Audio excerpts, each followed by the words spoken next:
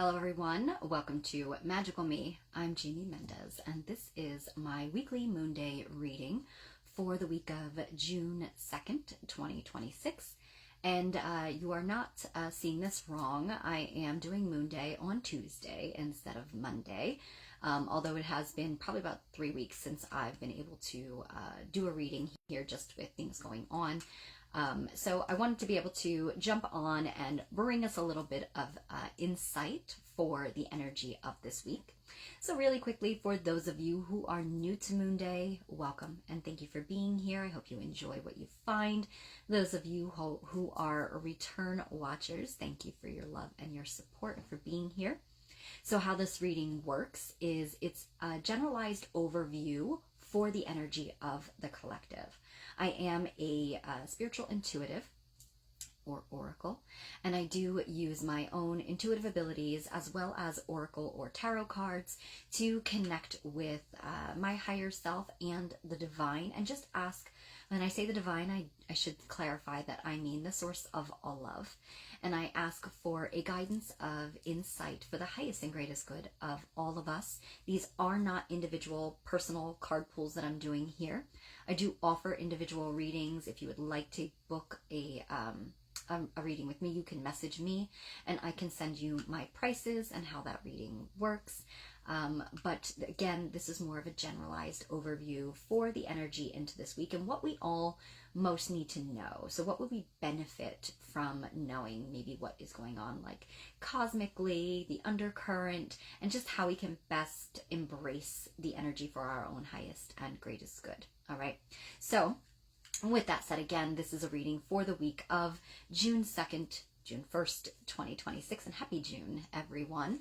So I'm going to go ahead and just jump right into this to not take up too much time here. But before I do, the one thing that I do want to let people know about is that if you are local to me in New Jersey or in the western part of Pennsylvania, I will be offering an in-person Reiki 1 certification course. So I'm actually going to be teaching this at a beautiful facility called Grounded Roots Salon in Flemington, New Jersey.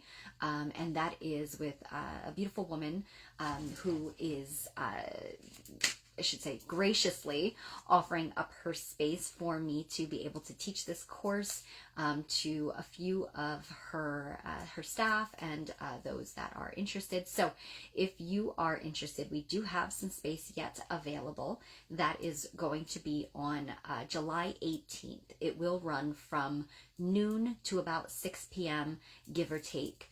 So if you're interested, you can shoot me a message. There's also an event on my page. And again, it is for training and certification in Usui Reiki Level 1, the first degree. All right. So hello, Kimberly. Welcome. And thanks for being here. Yeah, that's awesome. I'm so happy that you could be. I did not announce what time I was going live today because I wasn't sure. My schedule changes quite a bit these days. And so I kind of just, when I have that moment and when I'm in that space, I just hop on and do it. So with that said, I'm going to go ahead and get into our reading for the week and what we all need to know. I was drawn to work with my Jane Austen Oracle deck, which I have not worked in quite a while. So very interested to see what this first week of a brand new month, this beautiful month of heart opening, as it is the month of the rose, also the month of the pearl. So, and in New Jersey here, we've just been, I think it was just announced that it's officially been dubbed the month of the horse, which is New Jersey's state animal, I believe. So, oh, thank you so much for that. Appreciate that. So yes, all about freedom and liberation and heart awakening and heart opening, and June always gives those vibes, gives those feels, especially if you are living somewhere where you experience cold months until the month of June, which is kind of like our official summer here in this part of the world. So with that said, let's go ahead and get into it. We're just going to ground our energy really quickly as we are sharing energy and space across time. So just asking you just to take a second, if you will, to just come into your heart, come into the present moment, releasing all stress and all worries, all thoughts of anything but what you are in most need of receiving at this time. Taking a nice deep breath in through your nose. And release the breath out of your mouth, feeling your body soften, feeling your body relax, unclenching your jaw, dropping your shoulders. Again, connecting into your feeling center in your heart. Take another nice deep breath in through your nose. Clearing your mind,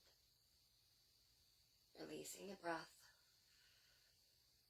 setting the intention that you are open to receiving divine guidance and insight, so what you are in most need of hearing at this time.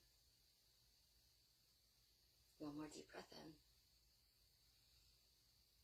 And release. And for those of you who do not know, I set the intention that you are meant to receive in the exact divine timing that you find yourself here. If you are watching this on a replay or on the live, you are here even months from now. The message will resonate with you uniquely in your own situations in life, exactly how you're meant to receive it, when you're meant to receive it, all right?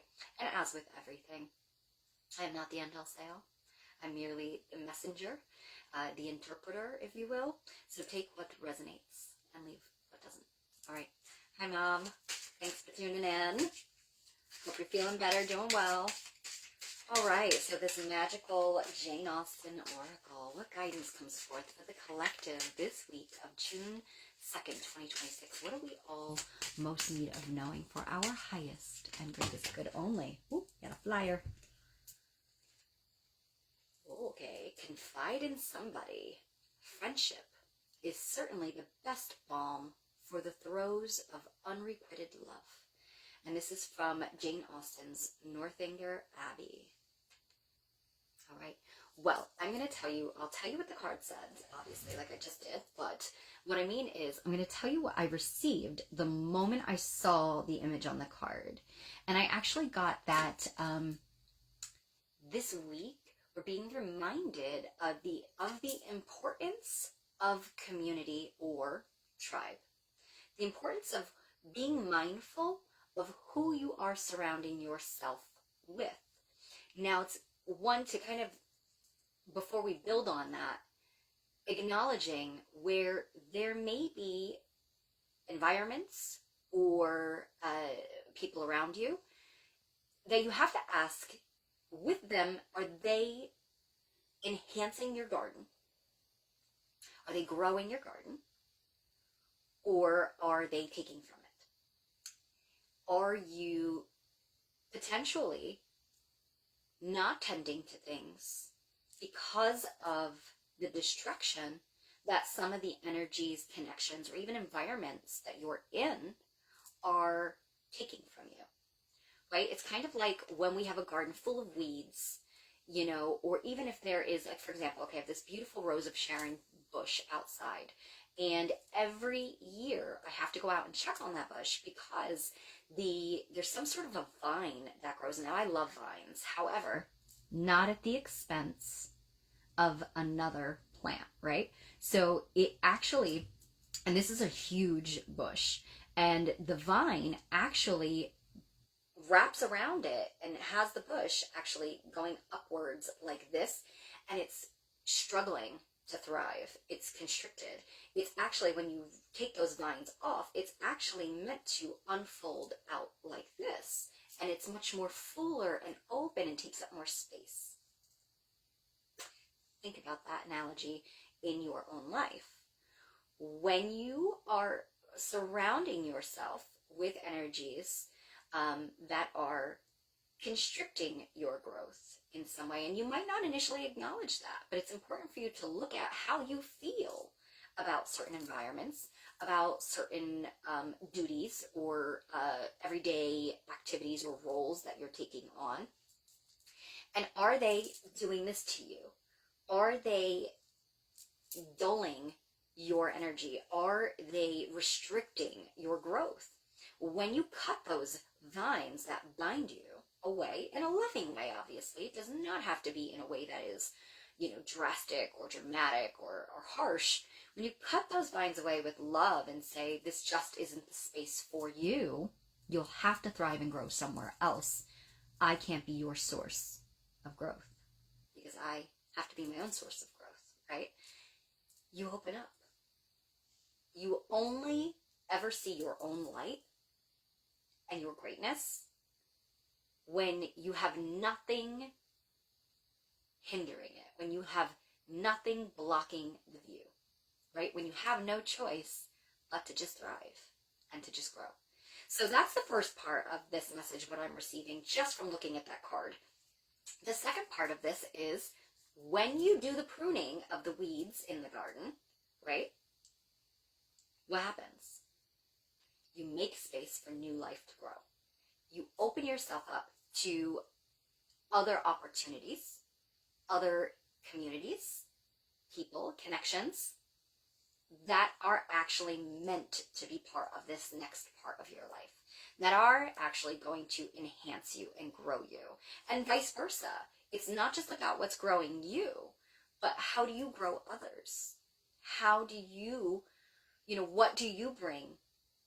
Because every relationship should be based on reciprocity, mutual love, and support. Hi, Carmela. Welcome, beautiful soul. No worries at all. Thank you so much for popping in. Now it's lovely to connect with you. So yeah, every relationship should be based on a mutual support, mutual respect, equal, a give and take. So it's the same could be said for you asking yourself, how am I? Am I taking from this situation? And am I giving enough back? So it's very important for us to be very self-aware when it comes to our communities, okay?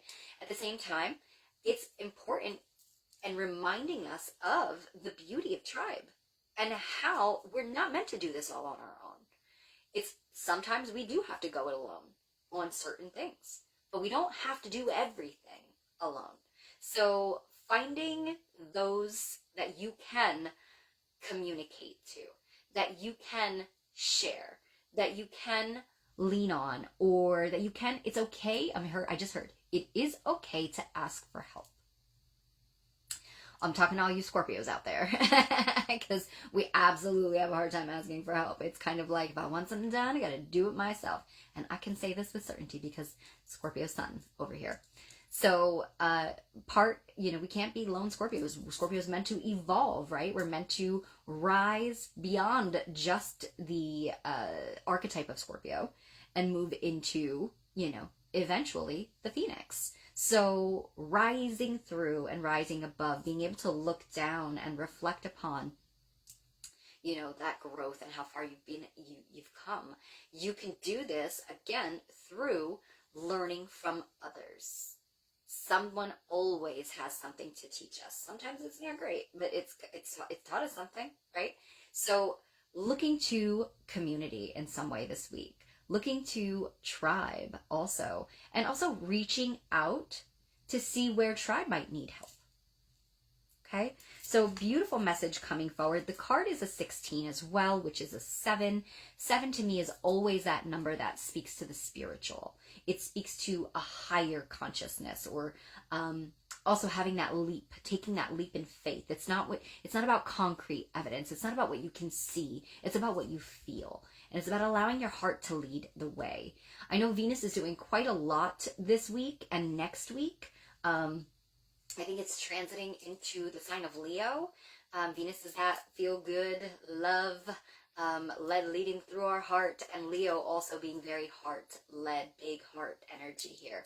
So there's a lot of, I guess you could say, energy surrounding and supporting us to lead with love and to also surround ourselves with those things that also nourish us and lift us up as well, right? So I hope that you all enjoyed the message for this week. It was lovely to be able to connect with you all, and I do hope to be back here on Monday next week, but we shall see what the divine has in store for us all. With that said, thank you so much for being here and for connecting, whether it be through replay or through the live. Take care. Have a blessed, magical week.